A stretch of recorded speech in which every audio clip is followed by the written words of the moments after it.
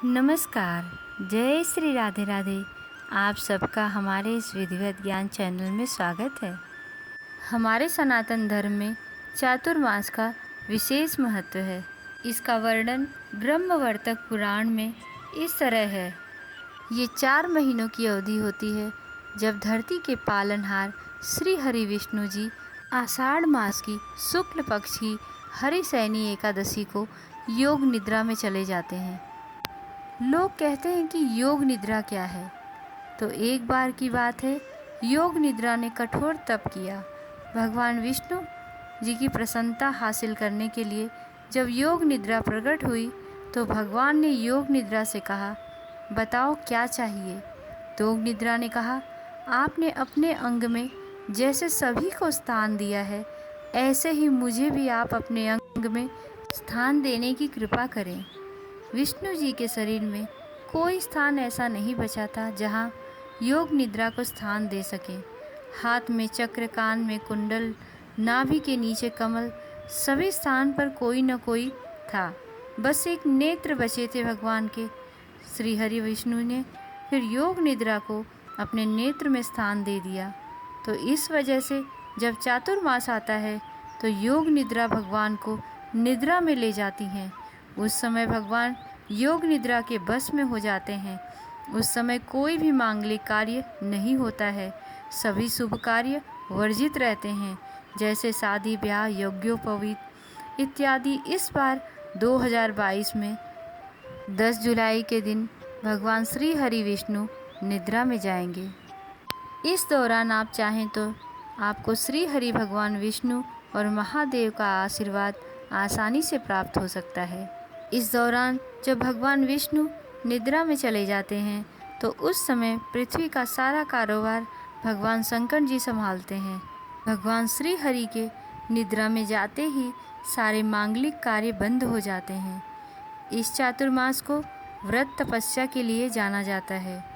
इन 4 महीनों के लिए साधु सन्यासी अपनी यात्रा को रोककर एकांत में जाकर तपस्या करते हैं, क्योंकि ऐसे समय में यदि कोई भगवान के सानिध्य में जाता है तो उसके पाप नष्ट हो जाते हैं, मोक्ष गति की प्राप्ति होती है और उसके साथ पुण्य अर्जित होते हैं।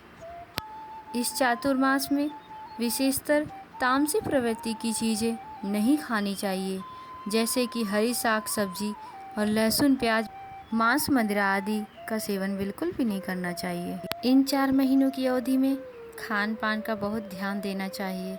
सात्विक भोजन करेंगे तो भोलेनाथ की कृपा मिलती रहेगी, क्योंकि भोलेनाथ कभी स्वाद के लिए नहीं भोजन करते। इस दौरान पूजा पाठ में ज़्यादा ध्यान लगाना चाहिए। अब ये भी कहा जाता है कि चातुर्मास में एक समय भोजन करना चाहिए, क्योंकि ये साल का वह समय होता है जब हमारी पाचन शक्ति कमज़ोर हो जाती है। इस समय हम ज़्यादा भोजन करेंगे तो हमारा शरीर रोग बढ़ाएगा, इसलिए कहा जाता है कि सात्विक भोजन करो। अब ये 4 महीनों की अवधि क्या होती है। जब श्री हरि विष्णु भगवान क्षीर सागर में शयन करते हैं, इन 4 महीनों के दौरान ग्रह गोचर जो अपनी दृष्टि बदलते हैं, इन 4 महीनों में कोई भी ग्रह अपना शुभ फल देने में असमर्थ होते हैं, क्योंकि वो भगवान श्री हरि विष्णु के सानिध्य से दूर हो जाते हैं। इसलिए जो लोग सात्विक रहते हैं उन्हें ग्रह परेशान नहीं करते हैं। उस समय जब भगवान शिव के हाथ में कार्यभार आता है सृष्टि का, तो उस समय क्या करना चाहिए। ज़्यादा से ज़्यादा अपने इष्ट देव का ध्यान करें, उनके मंत्रों का और गुरु मंत्र का जाप करें। इससे भगवान शिव प्रसन्न रहते हैं। धार्मिक ग्रंथों का पाठ करें और ज़्यादातर अपने आप को शांत रखें। यदि पुरुष हैं तो अपने आप की साज सज्जा रूप को छोड़कर भगवान में ज़्यादा ध्यान लगाएं, क्योंकि विष्णु जी साज सज्जा से खुश होते हैं। लेकिन यदि वही शयन कर रहे हैं तो हम अपने आप का क्या ध्यान रखें। एक ये अवधि ऐसी होती है कि हमें लगता है जैसे 4 महीने के लिए हमसे कोई हमारा दूर चला गया है। तो उस समय हम इसलिए कोई मांगलिक कार्य या खुशियाँ नहीं मनाते। इन 4 महीने अपनी यथाशक्ति दान करें। अन्नदान, कपड़ा दान, छाता दान, आपसे जो हो सके वो दान करें। यदि कोई व्यक्ति गौशाला जाकर गाय की सेवा करता है, उसको इंद्र के समान पुण्य प्राप्त होता है। इस दौरान इन 5 देवताओं की पूजा करना अति आवश्यक होता है। पहला सूर्य देव, दूसरे विष्णु भगवान, तीसरे शंकर भगवान, चौथे गणेश जी, पांचवी पार्वती देवी। इनकी पूजा बहुत ज़रूरी होती है। आप सब योग निद्रा की कथा तो जानते ही होंगे। जीवन में आर्थिक संपन्नता पाने के लिए पितृमास के दौरान अन्नदान, गोदान का विशेष महत्व बताया गया है। ऐसा करने से रुका हुआ धन आता है और कर्ज की समस्या दूर हो जाती है। खास तौर से चने और गुड़ का दान करने से नौकरी, व्यवसाय और विवाह के लिए कोई तत्पर है तो उसकी परेशानी भी दूर हो जाती है। गुड़ मंदिर में दान करने से नकारात्मकता दूर हो जाती है। ये सारी चीज़ें चतुर्मास में करनी चाहिए, क्योंकि चतुर्मास का अर्थ है श्री हरि नारायण को प्रसन्न करने के लिए उनके दूसरे स्वरूप शिव की पूजा कर रहे हैं।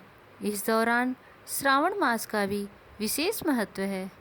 इस माह में आप जितनी पूजा पाठ करेंगे उससे भगवान शिव अति प्रसन्न होते हैं। इस चातुर्मास को करने से इंसान के जीवन में आ रही समस्या, व्यवधान, हर प्रकार की तकलीफ दूर होती है। इसलिए चातुर्मास में शिव जी की पूजा ज़्यादा से ज़्यादा करनी चाहिए, क्योंकि यदि आप कृष्ण भक्त हैं और आप शिव जी की पूजा करते हैं तो भी आपकी भक्ति कृष्ण भगवान तक पहुँचती है। क्योंकि जब आषाढ़ मास की शुक्ल पक्ष की एकादशी, जिसे हम हरिशयनी एकादशी भी अथवा देवशयनी एकादशी के नाम से भी जानते हैं, इस दिन से भगवान श्री हरि 6 माह के लिए योग निद्रा में चले जाते हैं। ये 4 माह भगवान शिव के हाथों में रहता है। वैसे तो शिव जी संहार करता है, लेकिन वह पालनकर्ता की तरह सभी का पालन करते हैं और ज़्यादा से ज़्यादा पक्षियों को दाना डालें, गौ को चारा खिलाएं, पशुओं की सेवा करें, अपंग व्यक्तियों की सेवा करें, इससे अधिक पुण्य अर्जित होगा।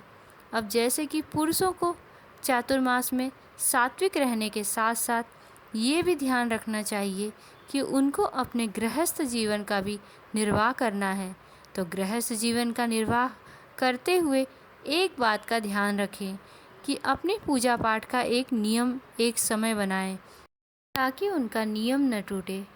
स्त्रियां अगर चातुर्मास का पालन कर रही हैं तो एक चीज़ का विशेष ध्यान रखें, घर में सात्विक भोजन बनाएं, घर में साफ सफाई का विशेष ध्यान रखें। यदि घर में 4 महीने पूजा पाठ चल रहा है तो घर में क्लेश न करें, क्योंकि उस समय यदि ऐसी कोई बात होती है तो फिर माता लक्ष्मी रुष्ट हो जाती हैं।